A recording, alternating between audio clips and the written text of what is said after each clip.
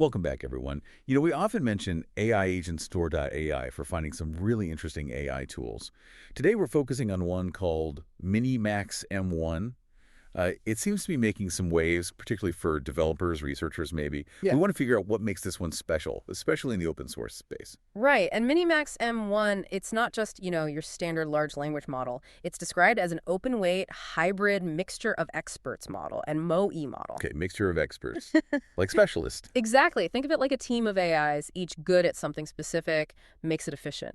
But the really standout feature, it's got a native 1 million token context window. 1 million tokens. That sounds massive. It is. Imagine feeding it, I don't know, a whole book or tons of code and it gets it all in one go. That kind of like memory. It's a game changer for really complex Okay, data. yeah, that 1 million token window definitely stands out. Hmm. But you also mentioned a high autonomy level, 83%. What does that actually mean in practice? Is it just running wild? Huh? Not exactly running wild, but yeah, 83% autonomy is significant.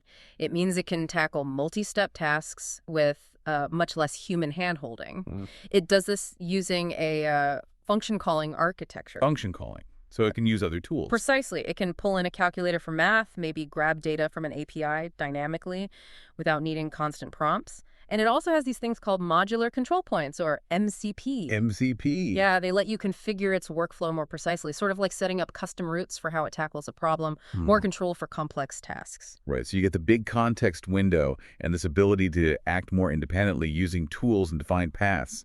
How does this translate then? Who is actually finding this most useful? Well, the applications are pretty direct. Think processing really long documents or code bases, like I mentioned. One pass. Building more sophisticated AI agents that can genuinely use tools effectively. That function calling is key there. And it's apparently quite good at advanced math and coding reasoning because of that context and potentially the MoE structure. Also, deploying efficient open source LLMs.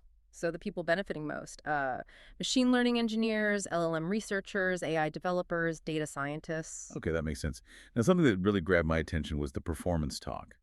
People in the community are saying it's getting state-of-the-art results, especially on those long context tests, even comparing it to big names like GPT 4.1 or the Gemini models. Yeah, the benchmarks seem really strong, particularly for long context tasks. It appears to be holding its own or even outperforming, depending on the specific task and context length. And it's open source, right? Open weight. Correct. It's open weight and has a permissive license. That means it's free, the code's accessible. So anyone can just grab it and run it. What's the catch?